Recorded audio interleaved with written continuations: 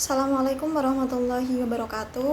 Halo teman-teman, perkenalkan nama saya Intan Yusniza dengan NIM 200103671 dari kelas MDC 4 akan sedikit menjelaskan mengenai salah satu hadis dakwah Nabi yang berkaitan dengan adab atau tata cara memuliakan tetangga.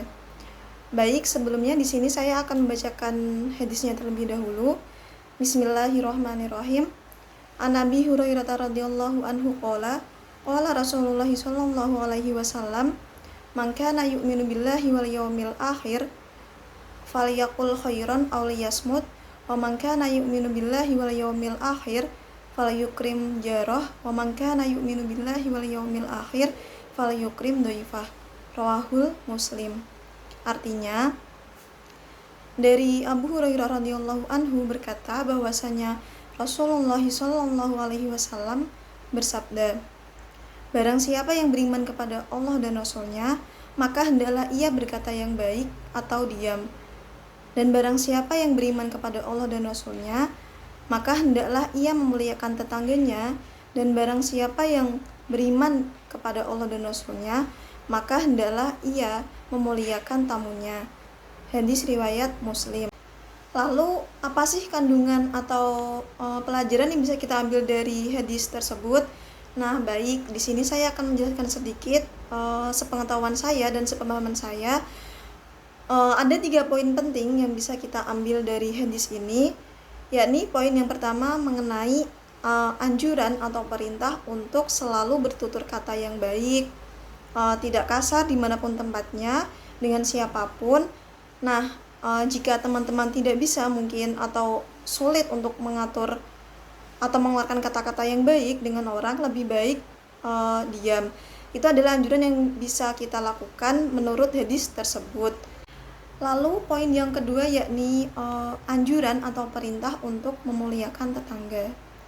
Mungkin teman-teman bertanya nih, apa sih atau bagaimana caranya kita memuliakan tetangga kita?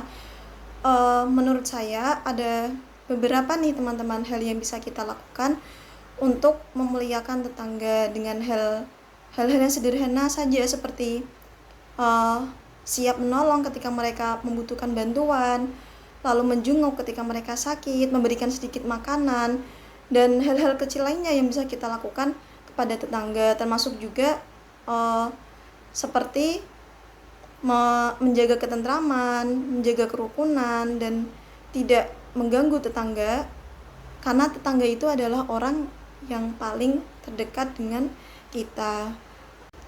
Lalu poin yang terakhir nih, yaitu memuliakan tamu. Bagaimana sih caranya kita bisa memuliakan tamu kita? Nah, ini ada beberapa adab teman-teman yang bisa kita lakukan ketika kita memiliki tamu atau orang yang berkunjung ke rumah kita.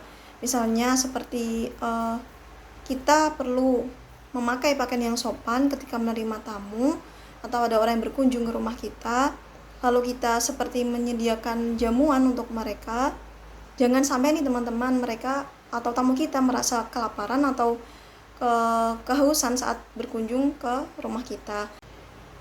Lalu adab yang ketiga yaitu menghormati tamu yang menginap.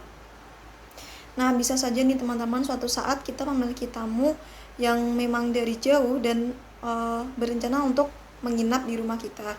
Adapun caranya memuliakan mereka itu seperti menyediakan tempat kasur atau tempat tidur untuk mereka, menyediakan jamuan makanan dan lain sebagainya. Karena dalam hadis Nabi Rasulullah SAW bersabda bahwasanya hormatilah tamu kalian selama 3 hari.